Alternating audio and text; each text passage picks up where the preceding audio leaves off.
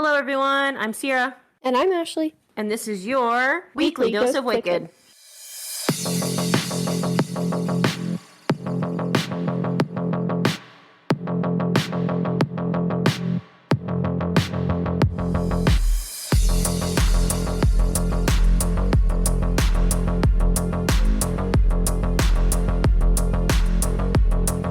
Hey guys, welcome to this week's episode of Weekly Dose of Wicked. Are you gonna greet it? What do I say? Whatever you want. What's up, guys? Okay, there you go. I don't know what to say. Greeting done. Greeting is successfully done. Thank you, Ashley. Thank you for your awkwardness. Let's go. Moving on. Oh, all right. Well, let's do some updates here. So let's start off by apologizing for this week. Well, last week. Last week's little mishap where our episode was 2 days late. Just want to apologize profusely for my lack of preparation. We're so sorry. The disappointment I've given to my family. I'm sorry, Dad. Dad. You raised us better. You raised us better than this. I'm sorry. So disappointed. He's a Patreon. He's a Patreon member and he couldn't even get his weekly dose of Wicked. But anyway, I'm sorry. WTF. I know, I'm really sorry, but we both came down with this nasty crud, and I don't know, I think we sound fine now. Might still sound a little like nasty, but we're both on the mend. We're both doing much better. No worries. We're not spreading germs to each other. We record remotely, so I'm in my kitchen alone. I'm in my kitchen alone. Drinking away my sorrows. Also drinking away my sorrows with a White Claw. And I'm drinking a Mike's Hard Lemonade Seltzer. Pineapple. That's how you get over the crud. But anyway, so I apologize. I was behind on editing, and then I got sick, and I normally do all of my editing at night after I put my children to bed, and I did not have the energy to stay up. I didn't have the energy to stay up all night and edit. And Sierra wouldn't let me. That's not true. You don't know how. Because you won't let me. Okay, but you're gonna edit our bonus episode. Speaking of, we just recorded a bonus episode for our Patreon. So if you're not a member of our Patreon, head on over to www.patreon.com/weekly dose of wicked. Join in on the fun. We would love to introduce our new Patreon. Oh my god, I forgot! We haven't introduced her yet! Yes! Yeah, Amanda! Woo! All right, so welcome to the Patreon at the level of Extraordinarily Wicked, weighing in at, I don't know how much you weigh, I'm just joking. We have so weird. Amanda McIntyre. Woo! Woo, woo, woo, woo. She joined us at the $10 level. So yeah, welcome to Amanda. We greatly appreciate your support. I'm sure by the time this episode comes out, you've already received your custom thank you card and Weekly Dose of Wicked sticker. But anyway, if you want to join in on the fun, you want to head on over to Patreon. We got 3 tiers for you. We've got the Moderately Wicked at $5. We've got the Awesomely Wicked at $7. And we've got the Extraordinarily Wicked at $10. So head on over. You like what you see, join in the podcast. The Patreon. Join in on the Patreon. And you can support us. We would really like to buy new microphones because quite honestly, these ones kind of suck.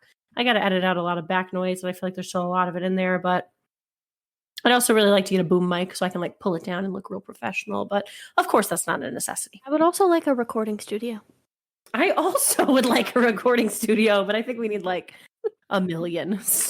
million Patreon members before we can do that. But I don't need a studio. But if I could just get a new mic, and maybe, my headphones are great. I got them at Five Below. My sister Ashley bought them for me. I don't know if you guys have met her. She's kind of cool.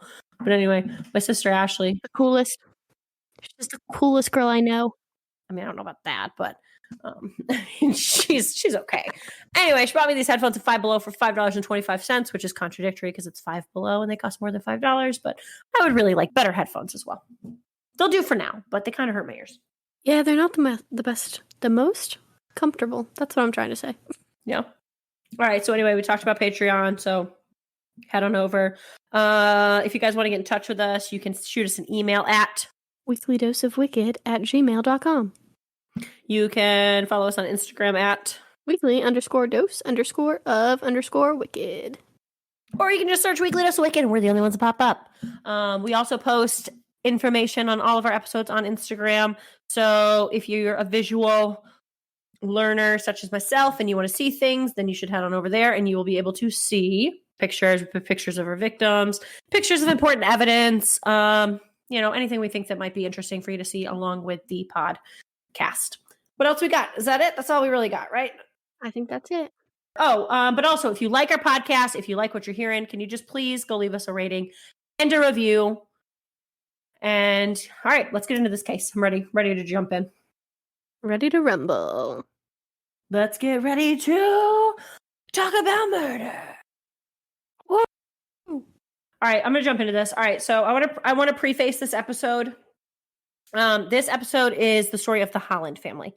So I want to go ahead and just do a little trigger warning, not a trigger warning, just a general warning. This episode does contain the murder of children, and some people are very heavily affected by those types of cases. So if you are one of those people, I just want to let you know. That way you can maybe skip this episode or just be prepared for what's about to happen. Okay, I'm signing off. Goodbye. Shut up. You are not signing off. I just want to make sure anyone that listens has that information. It does make me sad, though. I mean, it makes me sad as well, but I wanted to make sure our listeners had that information before we began. I didn't want to blindside anyone. All right, so to begin, I found this case on an episode of a little show I like to watch called Family Massacre. I just like to watch it in my free time. Why are you making that face? Can you hear the thunder? No. Okay, it's loud. I wish I could. I love thunder, but nope, can't hear it. Gonna make our episode super creepy. No, you can't hear it, so it's not. All right, so anyway. All right, we're gonna jump into it. So anyway, this murder took place the case, I don't know why I keep saying it's obviously a murder. I've already told you it's a murder, but whatever. It took place in Corydon, Indiana. So Corydon is a really small community with a population of just over 3,000 people. It's a farming community, and the crime rate there is very low. It's the kind of place where you don't lock your door at night or anytime. Like, you just sleep with your doors unlocked. I don't know that life because I've always locked my door, but I'm also terrified of everything. So, as Ashley so nicely pointed out. Say that. That was a whole episode ago, and these people haven't heard that. I was going to say, as Ashley liked to point out in our Patreon bonus episode. So, as we talked about our biggest fears, and you very rudely said I was afraid of everything and I'm a scaredy cat, which is not true. I'm not the one who was going to leave my children for dead when you thought an animal was after them. That's not true. I was not going to leave them for dead. They weren't listening because you have not taught them to listen. I'm sorry. Your fault, not mine. I actually have tried to teach them to listen. They're just feral children and they don't. So. Your fault, not mine. I agree they did not listen to you, but you still were going to leave them for dead. Oh, I was also going to say at that point, which is crazy. Oh, Indiana, where they don't lock their doors. I feel like 75% of true crime has held in Indiana. Oh, yes. I feel like Indiana is like true crime central. But it also could just be because Crime Junkie is out of Indiana and they do a lot of Indiana cases. Maybe. What was that? Thunder! You were terrified. Because it lit up my whole apartment, my lights flickered, and then there was a big crash. Okay, well, thunder doesn't light up your apartment. And Tyler said, okay, it was lightning and thunder. Okay, whatever. And Tyler said, wow, I could hear him on the porch. All right, so anyway, this is the kind of place where you don't lock your door at night. March 26th. What? That was literally like right of it. Oh. Tyler said, holy shit, whoa. That was literally right there. It was right over there. Can you hear him? Yes. I heard the air pop. Holy shit, that scared me. All right, can I continue? Yes. Play. All right, so anyway, this is the kind of place where you don't lock your doors at night. Like you said, we already talked about that. But anyway, so on March 26, 2000 at 4:30 a.m., Kelly Holland placed a call to a local police department from his job in Louisville, Kentucky. And he asked that they could go do a welfare check on his wife because he couldn't get a hold of her and he was worried. To me, I think that that's weird. I don't care what shift my husband works. I'm not answering the phone at 4:30 in the morning. I don't think it was... I mean, maybe that was like normal for them. I mean, obviously it must have been normal for them, but I just think it's super strange that at 4:30 a.m. he's like, I've been trying to get a hold of my wife all night and she won't answer. I don't care how much money you make. I'm not answering your phone call in the middle of the night unless, I mean, if it's like an emergency, but it just seems like he was just calling to like shoot the shit and I'm not about that. I don't know, if it was 4:30 in the morning and my husband was not home, I wouldn't be sleeping anyway, so I'd probably answer the phone. Okay, well, he worked third shift, so this wasn't abnormal for them. This was his normal schedule, but whatever. I did also kind of think it was weird that his job was in Louisville, Kentucky, and he lived in Corydon, Indiana. But apparently that also wasn't that weird. I looked it up. It's only about a 30-minute drive. So anyway, Officer Gary Gilly reported to the home, and upon arrival, he saw that the storm door was ajar and that the front door was left wide open. He also noticed that there was smoke stains on the top of the doorframe, as well as on the gutter above the porch, which just broke my heart that the gutter was stained. You're such a loser. Oh, he said that the smell of gasoline was overwhelming and that everything in the house was covered with like a thick black soot. There was even a thick cloud of like black smoke that was descending like 2 feet down from the ceiling. So it was obvious to him that there was some sort of a fire in the house, but it was not currently on fire. The fire had went out. So at this point, I want to skip ahead just a little bit. I want to preface this with, just for those who this might affect. The next person to arrive on the scene was Sergeant Brian Byrne. And he said that Officer Gilly was this really hard guy. He'd served in Vietnam. He was not easily shaken, but that when Officer Gilly exited the home, he was visibly pale and that you could see how upset he was on his face. Like he was really just devastated by what was inside of the home. So I just want to preface that before we talk about what was in the home. So Sergeant Bryan said, literally, when Officer Gilly exited the home, he looked at him and he said, crime scene, detectives, coroner. That's it. He wasn't even speaking in full sentences. That's how affected he was by what he found inside. That does not sound good. That's just a little warning. Back to where we were. Officer Gilly entered the home. He could tell there's been a fire. He goes ahead and starts heading up the stairs. And pretty quickly, he comes across a woman. She's slumped over in the doorway. There's blood all over her face, and she is covered in soot. And it's obvious that she's deceased. So at this point, he thinks this could possibly be a crime scene because there was blood on her face. It's not like she died of, there was blood. So most likely something happened to her, whatever. He decides to continue working through the upstairs of the home, being very careful not to disturb anything that could be seen as evidence. So he steps over her body. He then enters the master bedroom where he comes across another female who is lying in bed. She's also deceased. He then enters another bedroom where he comes across a little girl lying peacefully in her bed, covered in soot. She's also deceased. Lastly, he enters the third bedroom of the home. This is where he really got affected. In this bedroom, he found a little boy. The little boy was on the floor in between the bed and the wall.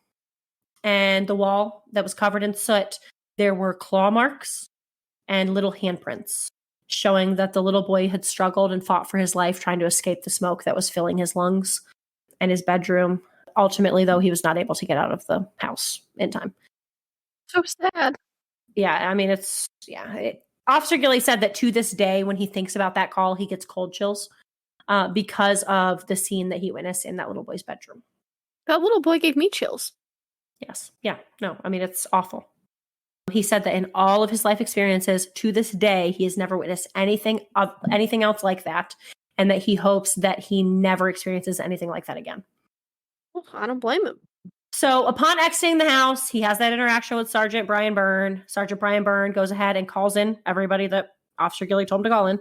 He has dispatch at the sheriff's department, send out the detectives, the coroner, and the fire department.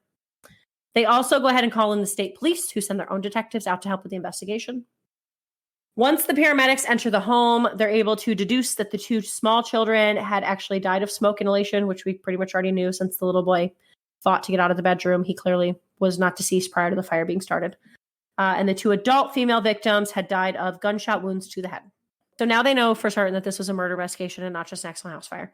Around this time, though, a blue car comes flying in the driveway, and a man jumps out and tries to run into the house. And this man was Kelly Holland. He's trying to fight his way in, but obviously the officers are holding him back. And he just keeps fighting through, saying, like, that's my family, let me in. He's clearly distraught. He doesn't know what's going on. Kelly had worked third shift at the Kroger Distribution Center in Louisville, Kentucky, which was just a quick 30-minute drive from the family's home in Corydon, Indiana. He had called the sheriff's department and asked for a welfare check since he had tried to call his wife numerous times and wasn't getting an answer. And when he hadn't heard back from her, or when he hadn't heard back from the welfare check, he ended up just getting so worried that he just left work and came home. The officers informed him that all members inside of the house were deceased. And at that point, Kelly dropped to his hands and knees, and he immediately just started retching and vomiting on the porch. The officers on the scene said that this was extremely hard for them to watch, and that no one can imagine the feeling of losing your entire family in one night, like this man just had. Gotta be awful. Right. So now that Kelly's home, the detectives are able to identify the victims, obviously, because Kelly's able to tell them who was in the home. So the younger adult female found in the master bedroom was Kelly's wife, Summer Holland. She was just 22 years old. The other older adult female found slumped in the doorway was Summer's mother, Donna Daly. And the children were Dylan, age 4, and Marissa, age 3. So I think as if it wasn't bad enough, like what that little boy went through, he was only 4 years old. I mean, not that would make it any better if he was like 7 or 8, but. No, but at 4, he's just a little baby. Like when I heard it, right, exactly. Like he's a baby. He's 4, and Marissa was 3. I mean, thankfully, at least Marissa does not appear to have woken up. She appears to have been asleep and died in her sleep. So she did not suffer, but it's obvious that Dylan did, and that's just heartbreaking. Dorinda Arndt Riley is Summer's sister and Donna's daughter. She recalls her mother being caring, hardworking, supportive, everything a mother should be. She recalls Summer as being spunky and mischievous. Growing up, she said she was a firecracker. Summer and her mom, Donna, were really close. They were always together. Dorinda recalls the children, Dylan and Marissa, as just being precious little children. She said Dylan was always a goofball, smiling brightly and sticking his tongue out and just always making everyone laugh. Marissa was just a beautiful little girl. They all used to refer to her as a China doll because she had such a soft complexion with dark eyes and dark hair, and she was always smiling. But she also had an attitude like her mama. So when Summer worked, her mom, Donna, would watch the kids for her. And honestly, everyone said it was really like the two women raised the kids together. She had a really good support with her mom, Donna. Summer did. So the children were actually Summer's from a previous relationship. They were not actually Kelly Holland's children. But the detectives commented on this later and said initially they hadn't realized that the children weren't Kelly's because the way that he spoke of them and like how affected he was and how other people in their life spoke of the family, it never even dawned on them that the children weren't his and that he was actually their stepfather because he just adored them that much. Everything a stepfather should be. Yes. So Kelly and Summer had gotten married just 4 months prior to this. So sad. I don't like this story. I'm tapping out. No, you're not. So everyone said they were head over heels in love. And they also said that Kelly just adored those children and that he was the kind of man who just loved his family. Like his entire life was his family. That afternoon, detectives searched the house and they found 2 9mm shell casings, as well as evidence of a pour pattern on the floor. The accelerant was used in the home. It was a path from the staircase to the front door. They also came to the conclusion that the reason why the house had not burnt completely is because what had happened is the fire sucked all of the oxygen out of the home, and then essentially it just extinguished itself. During their investigation, they also found out that the night before all of this had happened, Summer Holland had actually called the Harrison County Sheriff's Department and made a complaint against her neighbors. Just 24 hours before this call came in. Not even 24 hours before this call came in. She did not feel safe, and she had been having issues with them. So the reason why she had called this day specifically, though, is because the neighbors were shooting guns towards her house, and they had actually shot through the siding of her house. Oh, lovely neighbors. Yeah, so she was concerned for her safety as well as the safety of her children, as she should have been. So obviously the sheriff department needs to talk to these neighbors. This was obviously the only lead. But first, before they do that, they need to rule out Kelly Holland because why? Of course, it's always the husband. Because it's always the husband. So Detective Gibson and Detective Clemens went to Kelly Holland's mother's house to question him, which is where he was staying since, you know, his house had been lit on fire. And also his whole family had just been murdered in it, so I'm sure he didn't want to stay there. But anyway, they probably couldn't. It's a crime scene. Well, I'm aware, but whatever. I'm just saying. So both detectives recall how emotional the interview was with Kelly was. His wife, mother-in-law, and stepchildren had all just been murdered. And they both said that it was really difficult to not feel Kelly's heartache as they were interviewing him. But as officers, they had to try to detach themselves from their feelings so that they could do their jobs. And right now, they just needed to make sure they could clear Kelly of any involvement. So since there were fire accelerants involved in the fire, they did ask Kelly for his clothing from the night before to test for any remnants, and he willingly gave those to them. They asked if he knew of anyone who'd want to hurt his family, and he did mention the issues with the neighbor or with the neighbors, but other than that, he didn't really have any information for the detectives. They also asked Kelly if he owned or possessed a firearm. Kelly said that he did not have any access to a firearm. They asked where he was at the time of the murders, and he told them that he was at work in Louisville, Kentucky, and his alibi held tight. Kelly Holland was really an all-around good guy. He was clean-cut, soft-spoken, worked hard to provide for his wife and stepchildren. He was a veteran, and he was still active at the time in the Army Reserves. He'd never been a troublemaker. He had no kind of record other than a single speeding ticket. In high school, he'd been both a football player and a wrestler. He was really well liked in the community, and this was just really a devastating misfortune. Even the lead prosecutor of Harrison County at the time told Detective Gibson, "You guys need to find out who did this to this family because it wasn't Kelly." He said he had coached him in Little League as a kid and that he knew him well and that Kelly just was not capable of committing this type of crime, so it's important that they rule him out and move on. And the detectives have no reason to believe, or they don't have any reason not to believe Kelly. But just to be sure, they decided to go on down to his place of employment so that they can rule him out and continue their investigation. So they talked to Kelly's supervisor, and Kelly's supervisor verifies his work schedule, and his alibi checks out. So now they can move on. Like, he's not involved. He was at work. He doesn't have a firearm. There's no way he did this. All right, so essentially, the whole issue with the neighbors, we go back to that. The whole issue with the neighbors started because the neighbors were being loud. They had loud music playing. They drove loud vehicles. They were just all around rowdy people. And then they began shooting their guns. And Summer's sister, Dorinda, said Summer was not the kind of person who was just going to keep her mouth shut. So Summer went outside and she yelled down and told them they needed to stop shooting towards her house. And that made them angry. So then they began shooting directly at her house. And that's how they hit the siding. So essentially, they were just shooting like in the direction of her home. Obviously, her neighbors made her feel very unsafe, as I think it would literally anybody. I mean, I don't think that's unreasonable. She felt unsafe. Her neighbors were shooting a gun directly at her house into her siding. Yeah, that's pretty crazy. Pretty crappy neighbors. Yeah, I agree. And I thought it was crazy they didn't do anything about it. I mean, we haven't got to that point yet, but just wait and see how the police handle this. Hey, isn't it like against the law? To shoot within 300 feet of a house is, I mean, in North Carolina anyway, I would think it's that way everywhere, but Right. I don't know. I mean, definitely against the law to shoot someone's house, but I feel like to shoot near someone's house is also against the law. Like, you can't shoot in, like, neighborhoods. Well, I don't think this was a neighborhood because I think it was like a rural area. So it was probably like more similar to like where I live, where there's like not really a lot of people around. Maybe. You know what I mean? But I still think that the house was obviously within 300 feet. So whatever. Regardless, Summer was nervous. So she ended up calling her mom, Donna. She asked if her mom would come stay with her since Kelly was at work and that she was nervous to be alone with the kids while these neighbors were causing ruckus. So that's why Donna was at her house. The sheriff ended up coming out and speaking to the neighbors. They were having a bonfire in the woods. So they walked down and told them, you know, they needed to be more respectful. They needed to quiet down.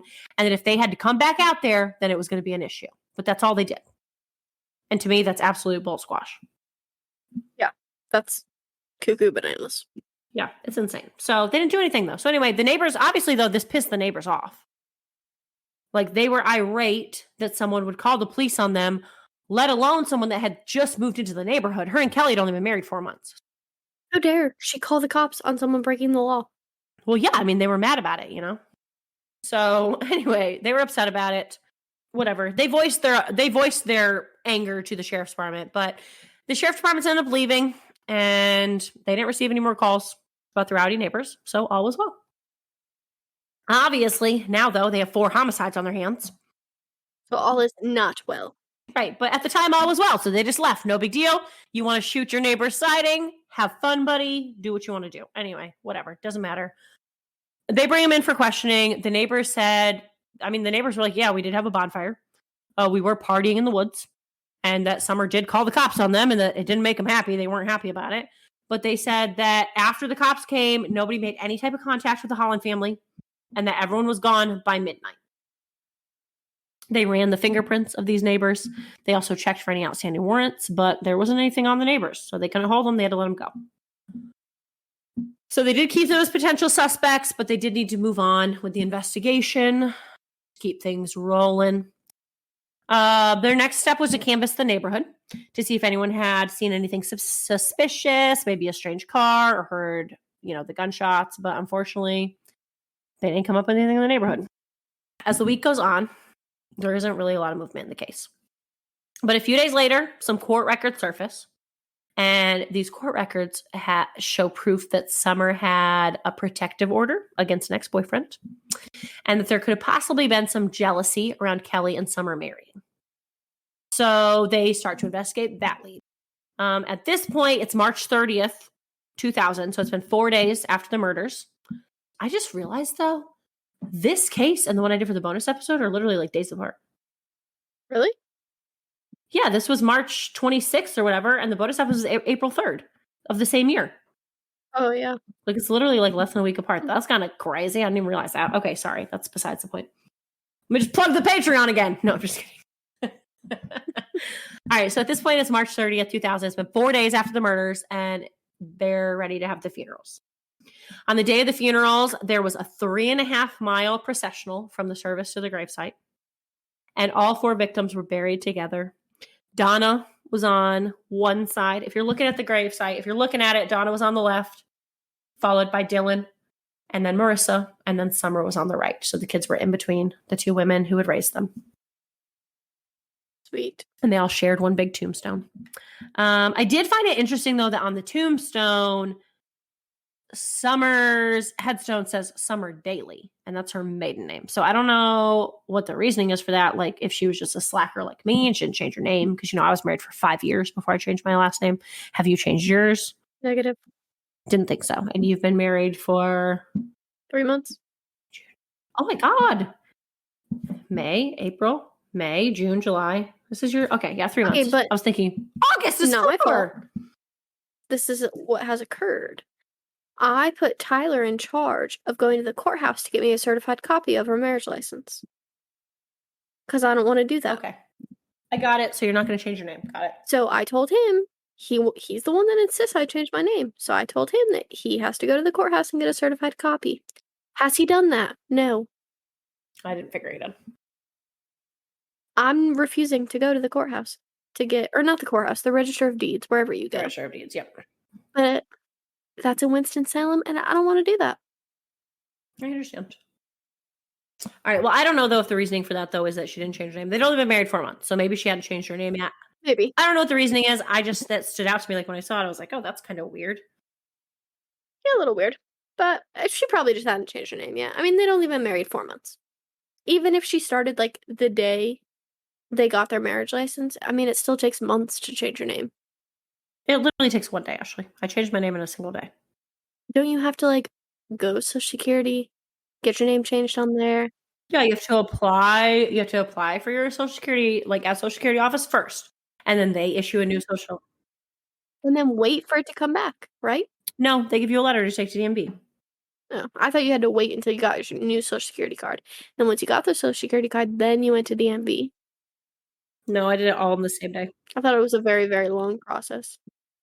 Nah, I did it all. I mean, it's a pain in the ass, but no, it only took a day.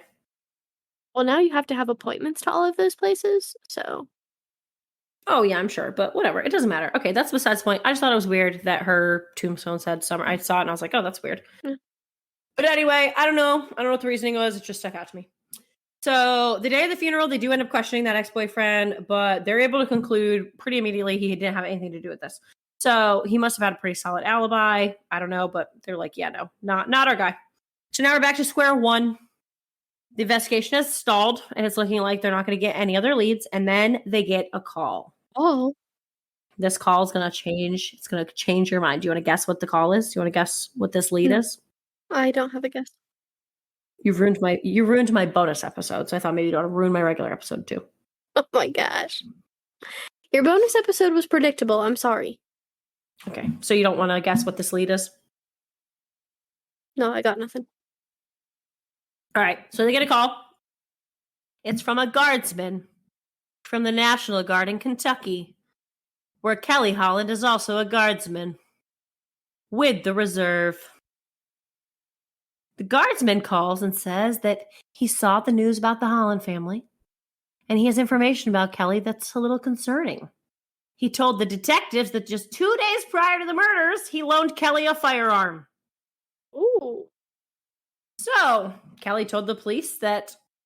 Kelly told the guardsman that he was friends with that there were wild dogs roaming the neighborhood, and he wanted to protect his family from them. So he needed a gun so he could shoot the wild dogs. Shoots dogs. That's so mean. I mean, I'm assuming wild dogs, he meant like coyotes or like... I think if he meant coyotes, he would say coyotes. Coyotes are not dogs. They are dogs. They're in the dog family, but they're not dogs. Okay, but a wild dog. I would say a wild dog is just like a dog that doesn't have a home. No. Wild dogs include wolves, foxes, jackals, coyotes, gray wolves, red wolves, Arctic foxes, kit foxes, animal wild dog, and golden jackals. So, Well, I think you should have used the correct name, not wild dog. I think that he probably didn't know what kind of wild dogs they were. But when he said wild dogs, I immediately went to like coyotes and wolves. That's what I thought. Maybe in Indiana, they just call them wild dogs. I don't know. He wasn't out there shooting poodles, though. I went to like a sad little puppy without a home. No, he was not shooting like poodles and bulldogs and whatever. No, I think he was shooting. I'm thinking the guardsman was like, oh, he probably has wolves. I mean, they're out in Indiana. I don't know. It's a rural area. Okay, there. Fun fact. My second most irrational fear is wolves. At least you say it correctly now. I'm terrified of them. I do say it correctly now. Shut up. I no longer call them woofs. Like I did until I was like 13 years old. Okay. 13, I think you were like 18. No, I was not. Shut up. All right. So anyway, so now the detectives know that Kelly has been lying to them. So now they have to go back to that. Not good, Kelly. Yeah, that's not good, Kelly. So what they do is they have the guardsman call Kelly, and obviously they record it. Obviously. And he asked Kelly about the firearm that he had loaned him, and Kelly was like, "Yeah, I've still got it." So now they have him on a recorded line admitting that he had access to the gun. So the owner of the gun is able to give them some samples of ammunition that he has on hand, so they can compare the ammunition to the shell casing that were found on the seat. At this time, the fire marshal is also conducting their investigation into the fire. Part of the investigation was having canines sniff for accelerants on Kelly Holland's clothing. So they put his clothes into separate piles, like one shoe, shirt, underwear, pants, all separate from each other. The dogs hit on both of his shoes as well as his coveralls. So now not only does he have a gun, he also has accelerants on his clothing. Obviously, it's not looking good for Kelly. The sheriff department sends the shell casings from the crime scene, along with the bullets they obtained from the guardsman who loaned Kelly the gun, off to the Indiana State Crime Lab to be tested. And they come back as a match. So now we have substantial evidence against Kelly Holland. But they can't figure out a motive. Like, they can't figure out why he would do this. He was happy, and everyone said he was happy. Like, there's no reason why he would want to just kill his whole family. So they end up obtaining a search warrant for the residence of Kelly Holland, which I'm assuming at this time is still his mother's house. They want to try and locate that firearm, but unfortunately, they can't find it. They decide they need to check his alibi out again.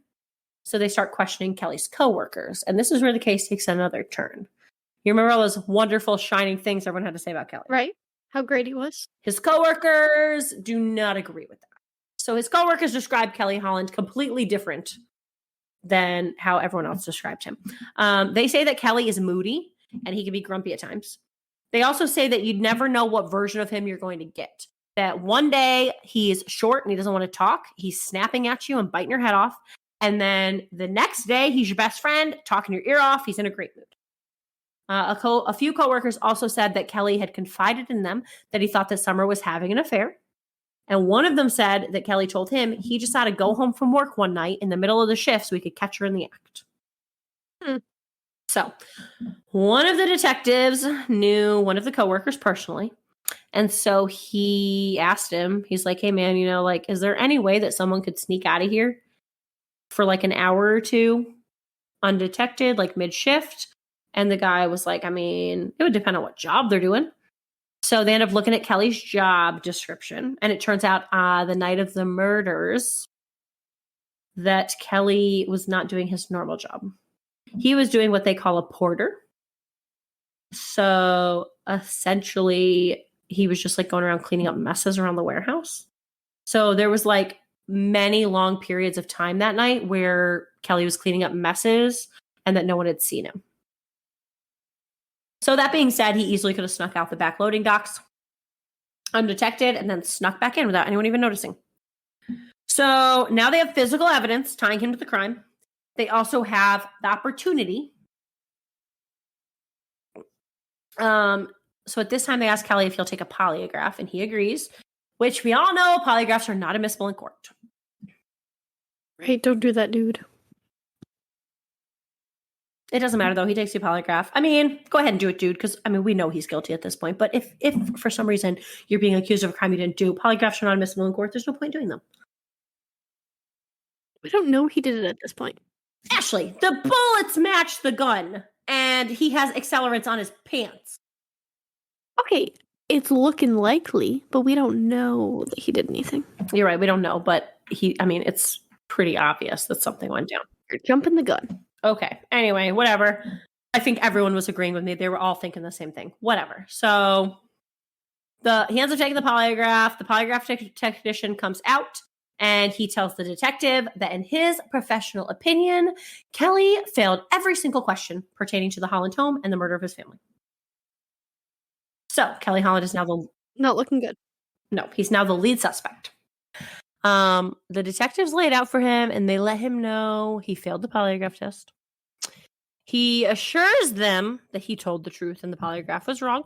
But play devil's advocate here. It's possible. Lie detectors are admissible in court because they really can't be trusted. I mean, like, you can't. They're not solid. They're not solid evidence. There's a lot of factors into the polygraph. So it could have just been that he was extremely emotionally distraught by the fact that his entire family had just been murdered. Right, because that's like what they pick up on, right? Is like kind of like your nerves and your jitters and. I'm gonna be honest. I don't know what in the heck they pick up on. I really have no idea what a polygraph picks up on. I just know that it tells if you're lying or not. They use them on Maury. Well, Maury is fake. Don't ever speak that way again about Maury again. Okay, sorry. I don't need that kind of negativity in my life. Okay, whatever. Maury is fake. No, shut your mouth. All right, so he assures him that he's telling the truth. The polygraph's wrong. But it's then that they tell him about the canines hitting on literally all of his clothing for accelerants. But it's okay because he actually has an explanation for that. He and Summer were planning on doing yard work the next day, and on his way to work, he stopped to get gas. But all he had to put the gas in was some old Windex containers. What's that face for, Ashley? You don't put gas in Windex containers? No, does not sound safe to me. No, I agree. But anyway, that's all he had. He had like some old, it was like big jugs of Windex. He had some empty big Windex jugs. So he filled those up. And when he was doing that, he ended up splashing gas on himself, and that's why the dogs hit on his That would clothes. make sense because you don't put gas in Windex containers. I agree. But they were like, okay, well, where are the containers of gas then? And he's like, oh, well, the funny thing is that they were really smelly. The fumes were really strong, and it just got too strong in the car. So I pulled over on the side of the interstate, and I just left the gas there. And I was going to pick it up on my way back home from work, but, everything happened, so I was in a rush. I didn't end up going back and getting them. Well, number one there, Kelly, you don't put gas in your car. Right. In enclosed spaces. Right. Number two, you never put gas inside of a what's the word I'm looking for? I was going to say registered, but that's not the right word. Like an unrated container. You don't just leave your gas on the side of the road and come back for it later. That's the stupidest thing I've ever heard. That was what got me. He was like, oh, well, I actually left it on the side of the road.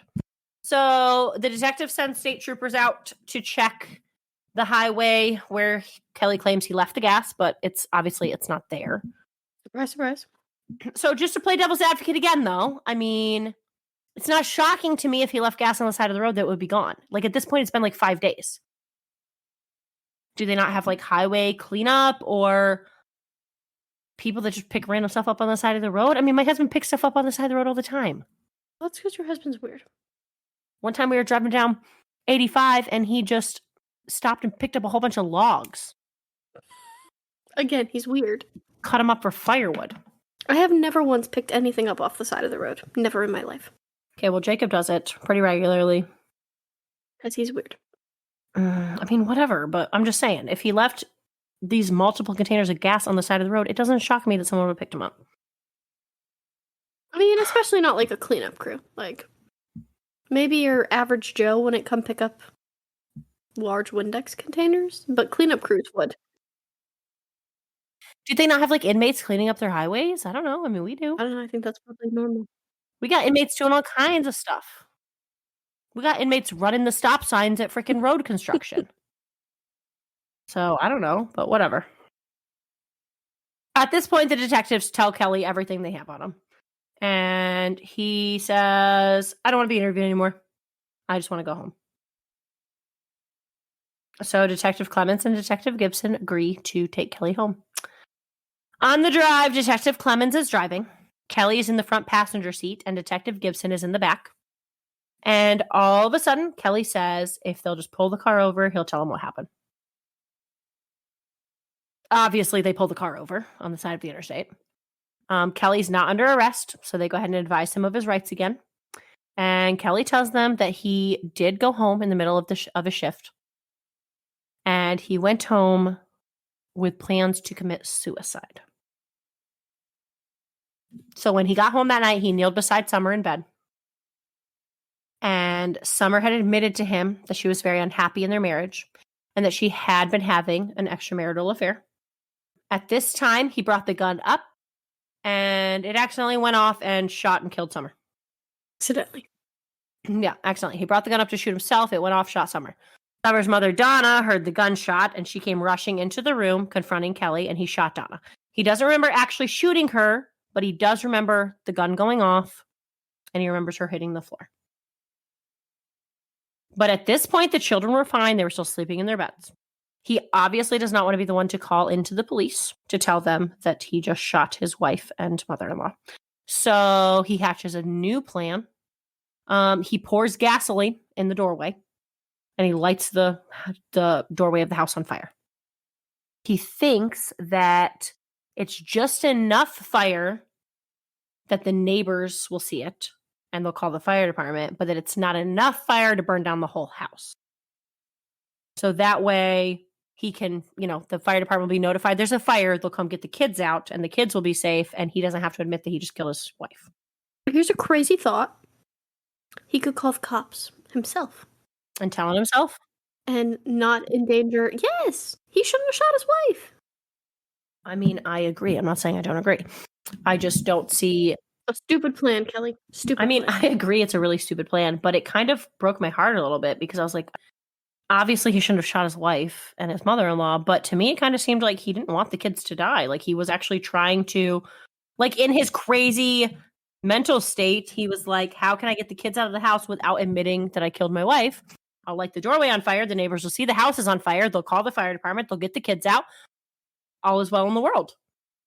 But that didn't happen because all of the neighbors were asleep and nobody saw that the house was on fire. Right, because it was the middle of the night.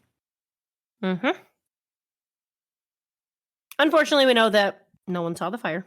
Obviously, it was the middle of the night, so nobody called it in. Kelly admitted that he withheld the information about the firearm because he knew that it didn't look good. I mean, obviously, because you used it to shoot your wife.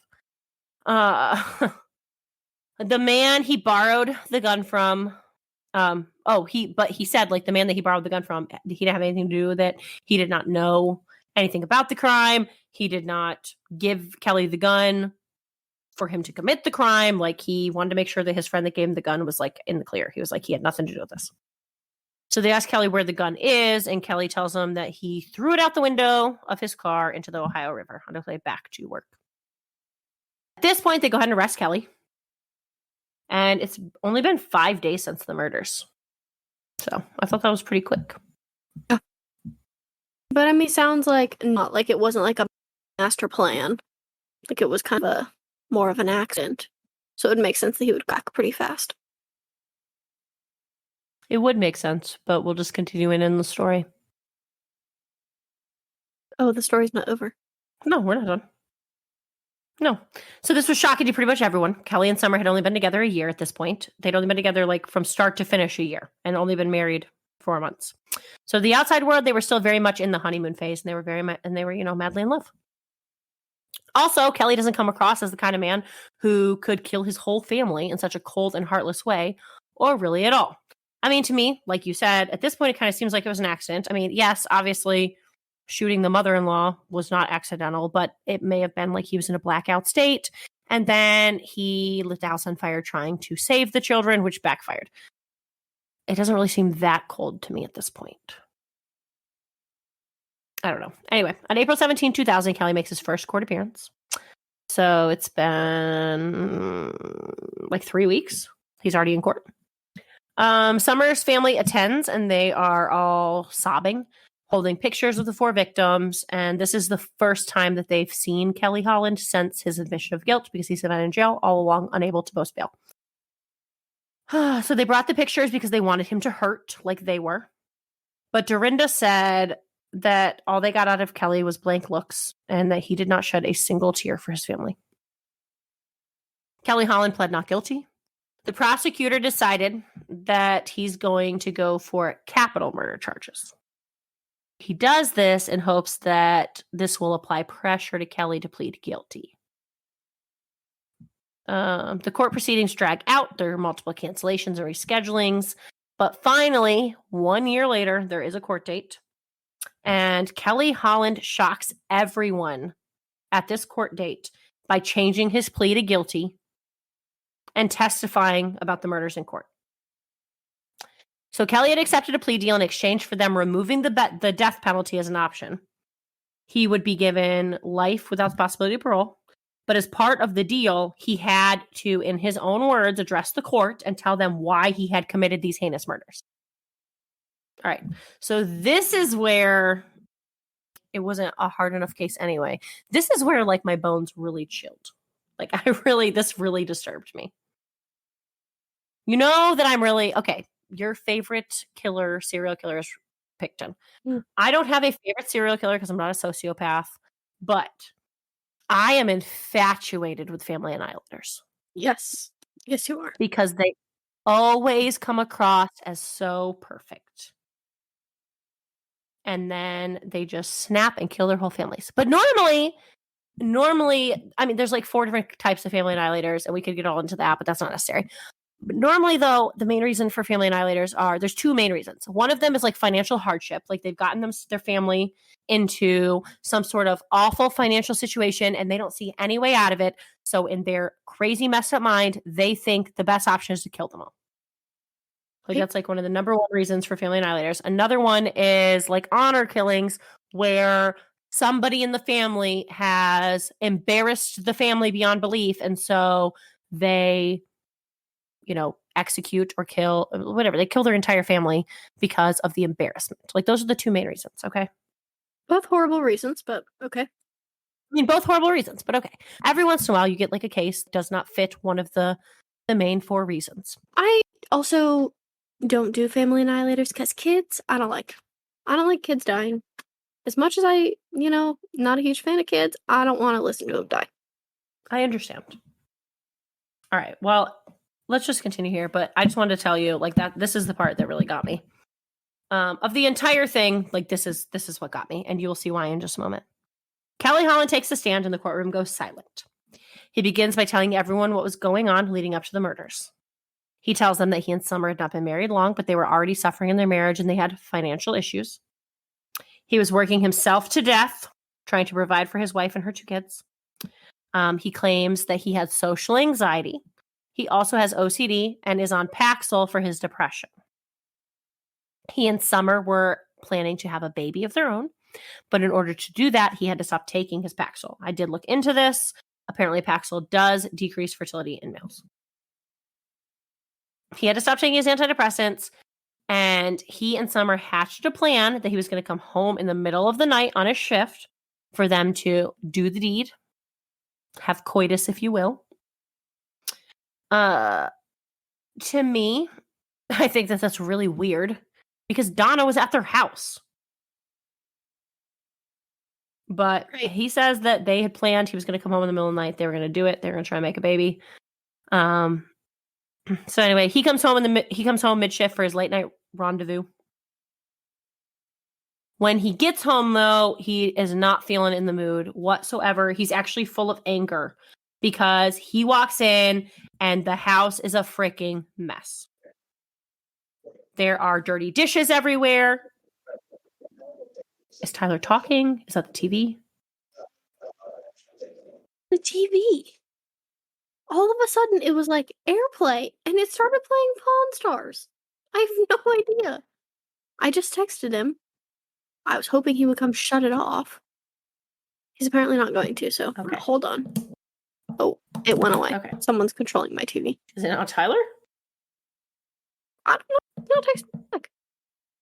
All right. So anyway, when he gets home, he is not in the mood. He's actually full of anger, full of rage. He walks in and the house is a freaking mess. There are dirty dishes everywhere. Oh, that you're worried that your husband's going to kill you? I understand.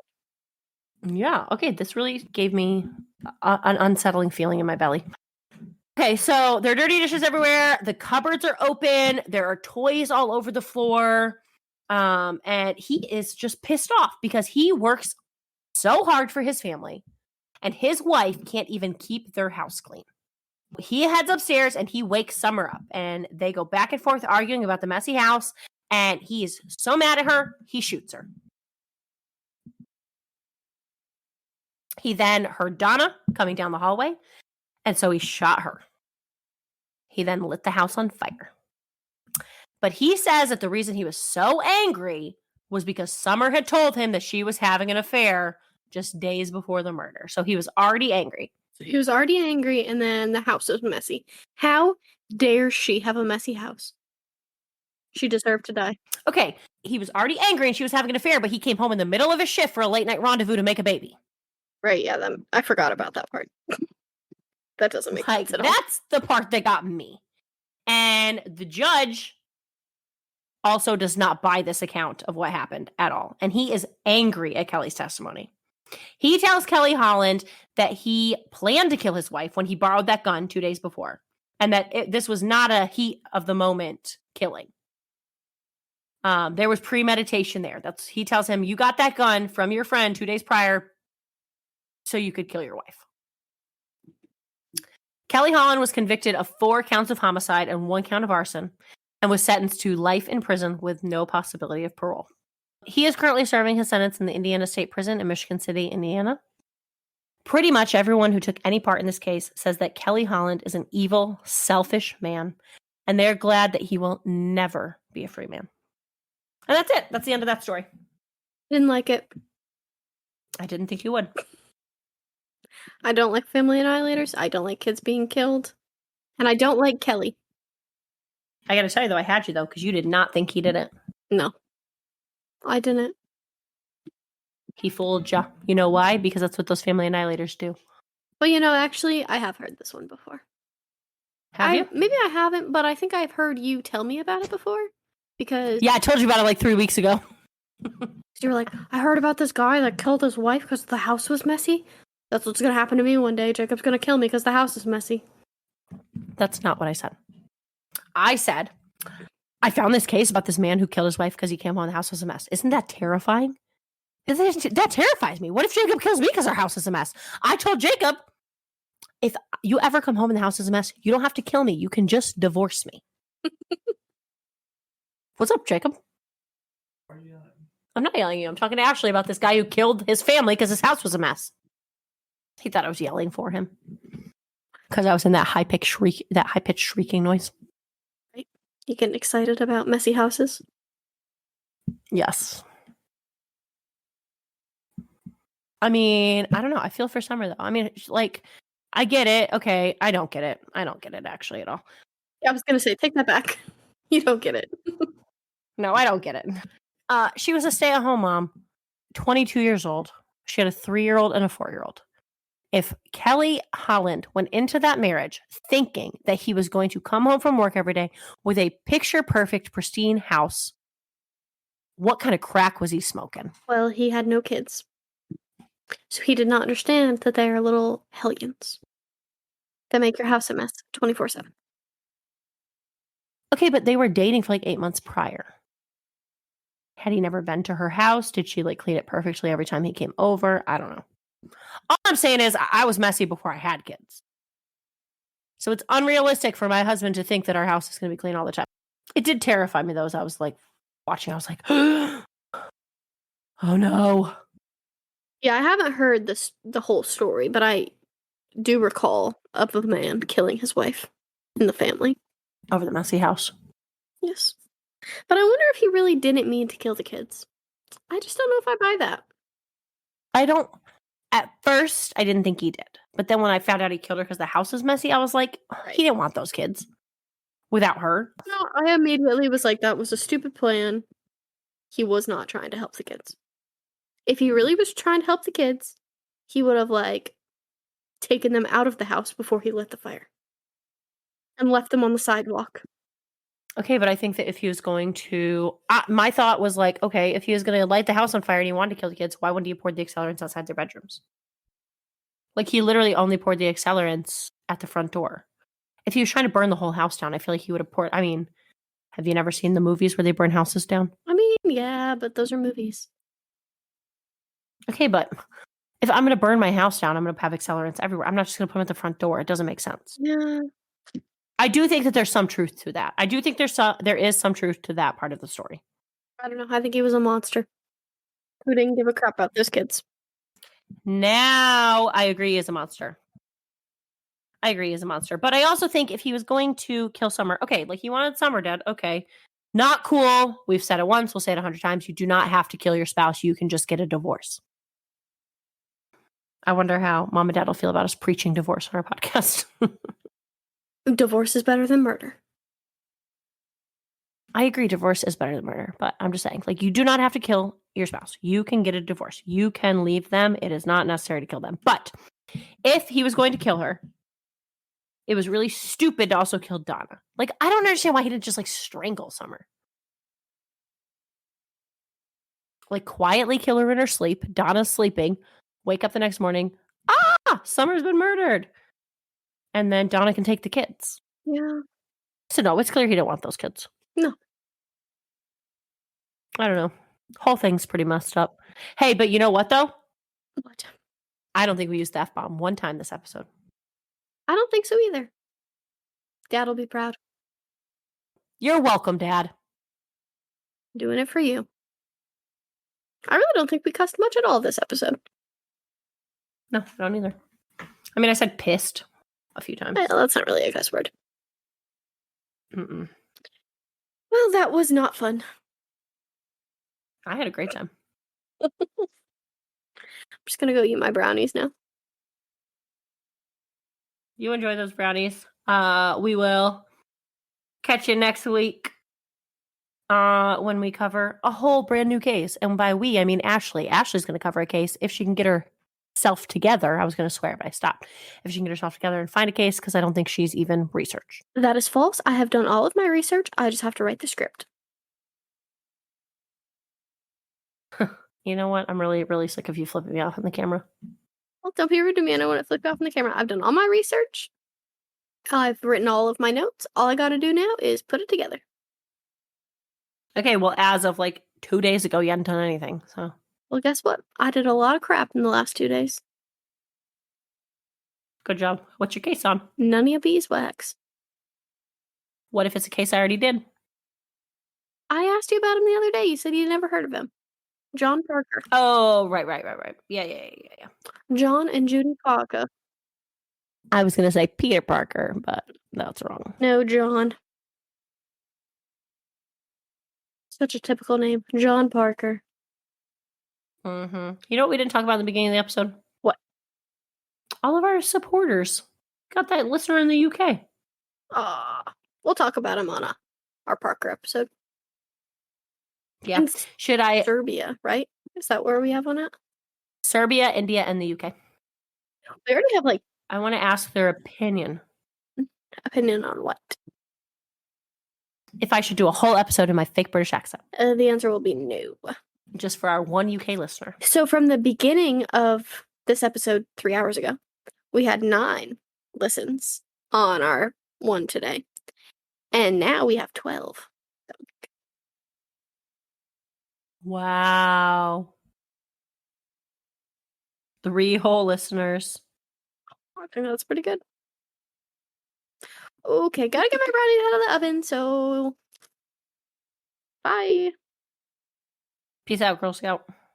Hey everyone, thanks for listening. If you liked what you heard and want to support a small podcast, please give us money at www.patreon.com/weekly dose of wicked, where you can join one of our 3 tiers. At the $5 level, we've got the moderately wicked. For $7 a month, we've got the awesomely wicked. And for all of those high rollers, big ballers out there, we got the $10 level, the extraordinarily wicked. As a member of our Patreon, you are entitled to bonus episodes. You also get a one-time shout out on our podcast, as well as some other cool little extra things going on there. So come on over, join our fan club. Feel free to give us a follow on Instagram at weekly_dose_of_wicked, or you can literally just search weekly dose of wicked and we'll pop up because we're the only ones. For a direct feed of our podcast, please go to www.weeklydoseofwicked.buzzsprout.com. Great news! You can now listen to us pretty much wherever you like to listen to podcasts. That's right, folks. We are big time. You can now hear your weekly dose of Wicked on Apple Podcasts, Spotify, Google Podcasts, Amazon Music, Stitcher, iHeartRadio, TuneIn Plus Alexa, Podcast Addict, Podchaser, Pocket Cast, Deezer, Listen Notes, Player FM, Podcast Index, Overcast, Castro, Castbox, and Podfriend. The only place we can't seem to get ourselves on is Pandora. So we'll let you know when that happens. In the meantime, make sure to come back next Wednesday for your Weekly dose of Wicked. But